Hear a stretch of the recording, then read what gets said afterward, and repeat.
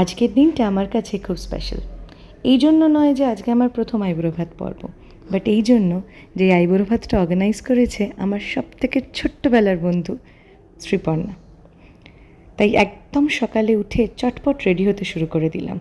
প্রথমে ভেবেছিলাম সালোয়ার পরেই যাবো, বাট তারপরে ভাবলাম না, বিয়েরই তো অনুষ্ঠান, শাড়ি তো পরতেই হবে।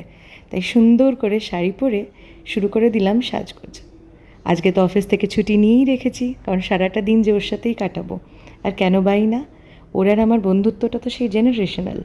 ঠাকুরদা ঠাকুমা থেকে শুরু করে বাবা মা, তারপরে আমরা দুজন 6 মাসের ছোটো বড়, ব্যাস।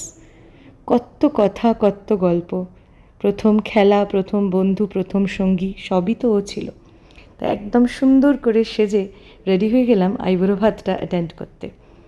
ওর বাড়ি বেশি দূর ছিল না, তাই ঠাকুরকে প্রণাম করে চটপট রওনা হয়ে পড়লাম।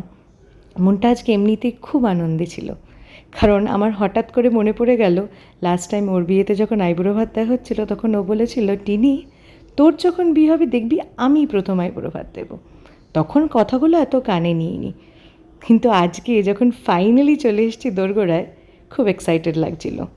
দরজা খুলতে না খুলতেই দেখি দাদা বেরিয়ে এলো, মুখে এক গাল ভরা হাসি, আর ঠিক তার পিছনেই আমার বন্ধুর একদম চিৎকার করে টিনি বলে ডাকা, একটা আলাদাই অনুভূতি।